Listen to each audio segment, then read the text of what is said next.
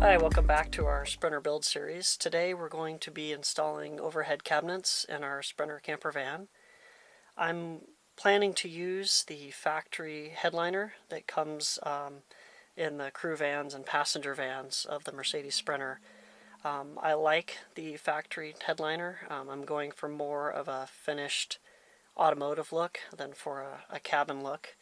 And one thing that's reasonably difficult on these vans is finding a way to finish all of these angles and corners, both at the front of the van, at the rear of the van, and then up over the sliding door.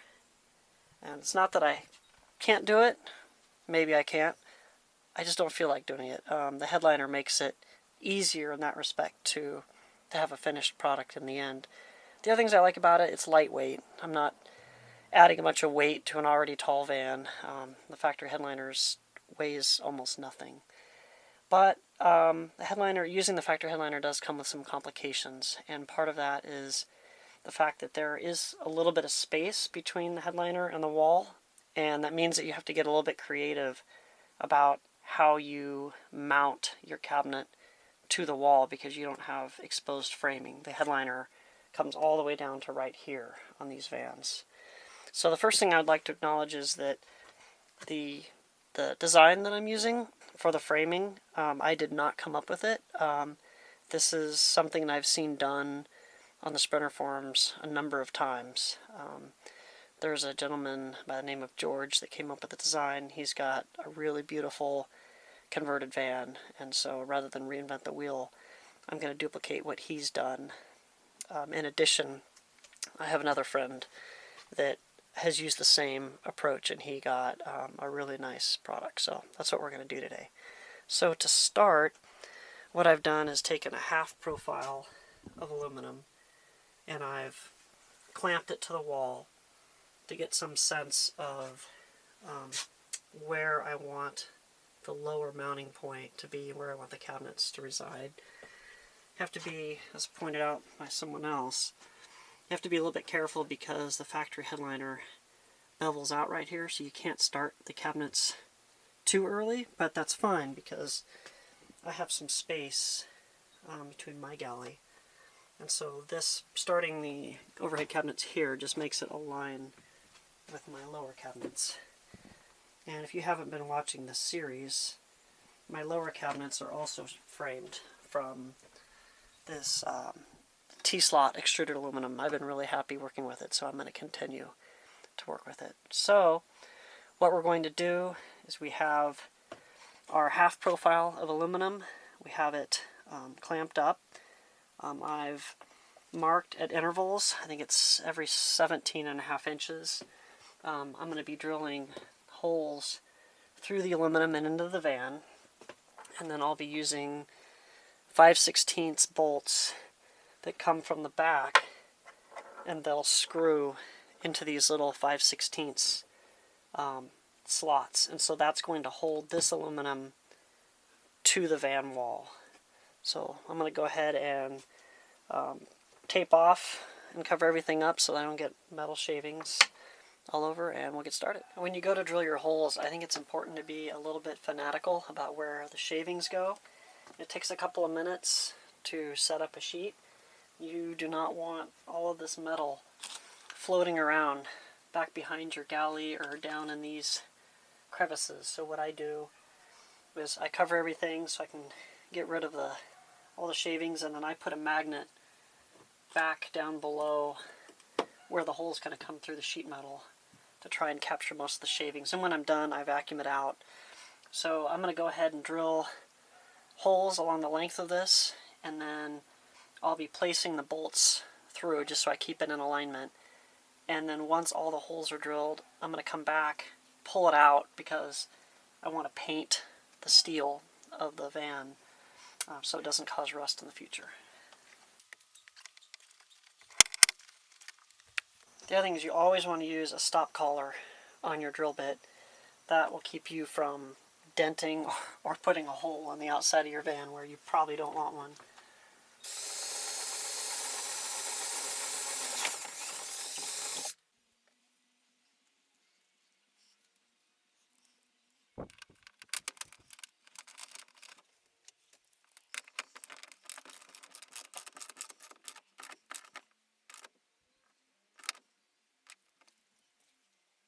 So just as a reminder, this is the support bar that goes behind the headliner. There'll be another support bar that is in front of the headliner, and they're going to be connected together through an angle bracket, through an 8.5 degree spacer, and into this roll-in T-nut right here. So what I've done is I'm going to have 8 of those spacer setups that attach to this, so I decided where I want them. And I've marked on the body the location where my T-nuts are located. So, alright, here's how I'm doing the horizontal alignment on the headliner. Every time I drill a new hole, I put in a new headliner section.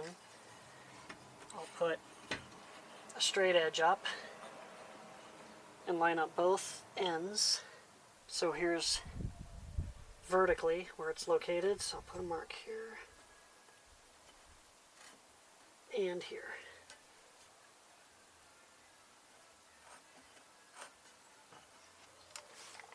And I go ahead and poke through to do a test fit. Not the correct usage of a test light.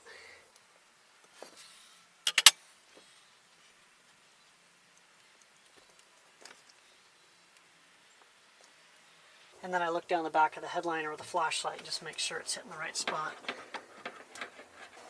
Then I grab my spacer, center it over my hole, and mark. Now drill.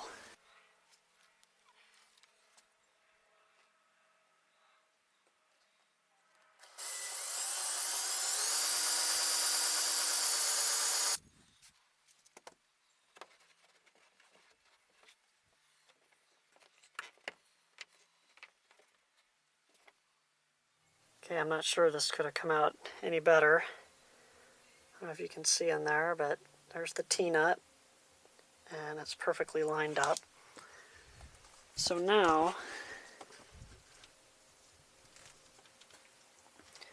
what we're going to do is we need to use an angle bracket that goes between here and the bar of extruded aluminum that goes on the outside of the headliner. So I'm using 1 3/4 inch long bolt. I'm using 2 washers. One washer, the bolt bottoms out in the extrusion before it tightens down, so 2 washers seems to be about right. I'm using these fiberglass angles, and the reason for that is because with this aluminum attached to the body, the aluminum will absorb the heat of the body. And then if I used aluminum angles with the bolt going through, it would pass that heat to the aluminum on the outside of the headliner, and it would heat up the whole structure. And again, I live in a very hot place, so I'm trying to avoid that. So others have recommended using fiberglass angles, and that will create a thermal break between the aluminum and the attachment hardware. So that's what we're going to do. I bought a 5-foot section of this from McMaster Carr and just cut them down into brackets, much like I did the 80/20.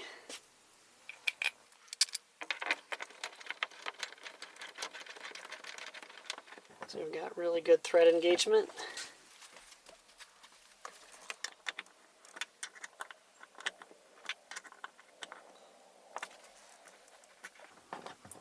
That makes for a really secure connection. So now our bar of 80/20 will attach to the angle right through here and run the length. So now we have all the holes cut with the headliner in the sidewall. Now we need to do the same overhead. So I've located a factory hole in the body where I want the outside of my cabinet, and so I'll cut holes there. And now I need to drill out the factory hole. We'll be installing a pre-bulbed plus nut. So this will give us a threaded 5/16, 18,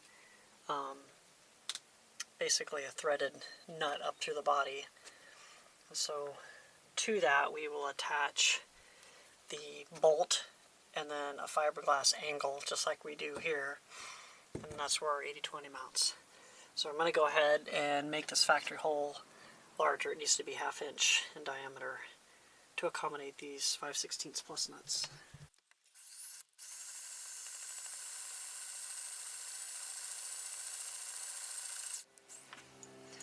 For installing these plus nuts, they come with a tool, at least the ones I bought come with a tool. You slip them on a bolt, thread the plus nut on, put it up in the hole, and you have to hold the tool with one wrench. And I'm driving these with an impact hammer drill, and it's pretty weak, so I think that's probably a good thing. It doesn't get over tightened.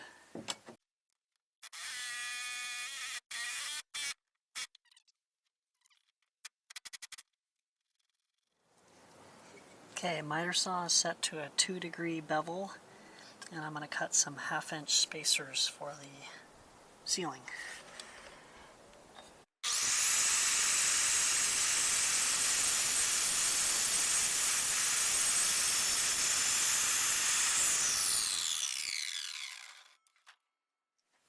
And then I thread in the bolt, a washer, the fiberglass angle, and the spacer.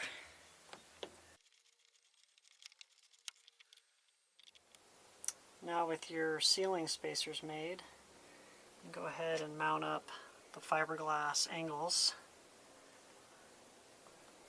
through the spacer and up into the plus nut in the ceiling.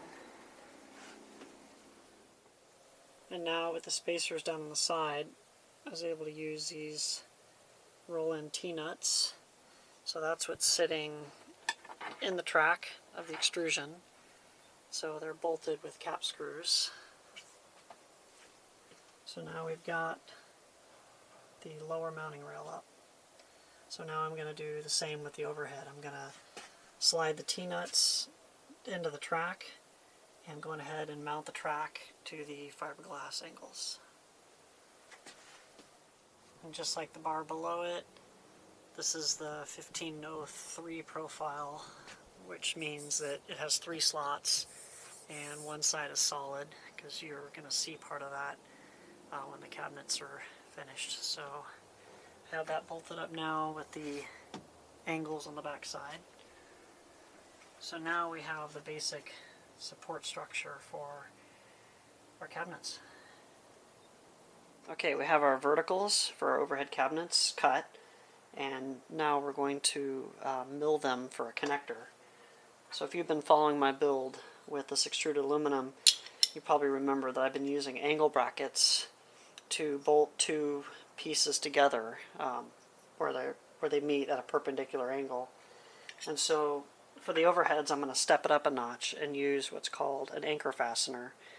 And the anchor fastener allows a connection where you don't have an exposed bracket. And that's important in this case because I'm going to be insetting 1/4 inch plywood into the slot, the aluminum, and this will form the floor for my overhead cabinet.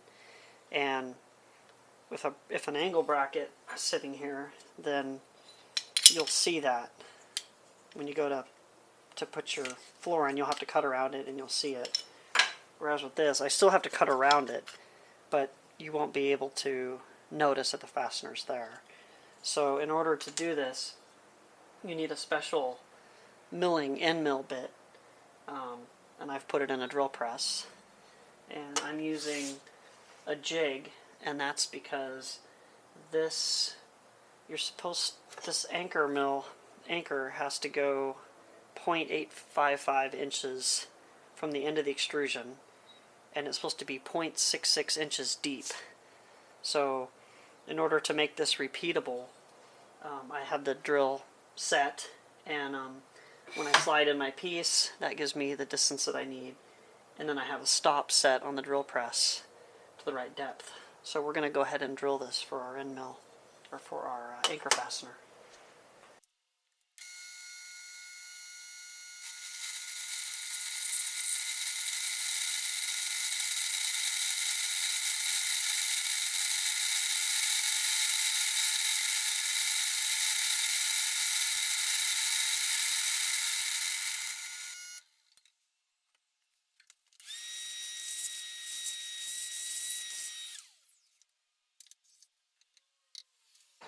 And there's our completed milling. And then the anchor fastener drops right in. So now with our verticals milled, there's the slot, and here's the anchor with the bolt, and then the little T-nut. Separately they look like this, so this goes into the track of the extruded aluminum. And then T-nut slides in. It's easiest if you use a ball end hex driver. Give it a twist, and then you tighten it up the rest of the way through the slot. So that gives us our completed framing. Just have to bolt in a couple more supports, and I made a total rookie mistake on these anchor fasteners. I got a little too confident with my abilities with the 80-20, and where I went wrong was I milled 4 of these vertical supports, which you saw, and when I went and drilled out the location for the anchor fastener, put it on the wrong side. I wanted this pointing out, and I wasn't thinking. I went ahead and I milled it as if I was putting in an angle bracket, which is what I'm used to using. So I need to order some more of these. I placed an order yesterday, and these are 11 and 5/8 inches, and ordering little 12-inch sections from Amazon is pretty inexpensive. It makes the shipping cost virtually nothing. So I need to wait on 4 more of these, and I'll mill them the correct way next time. And then I'll need 2 more lateral supports in the bottom, and that will wrap up the framing for our overheads. So that'll be it for now. The next thing you'll see, I'll do another video. I'll be putting the end caps, wooden end caps on. I'll be putting the floor in. The floor is going to be 1/4-inch plywood that's going to sit in these channels, and then the doors will be bamboo, just like this. So this galley is also made out of the extruded aluminum, and then I just used full overlap cabinet doors, so I'm going to use that same bamboo up here with some hinges, soft close, and that's about it. Thanks for watching.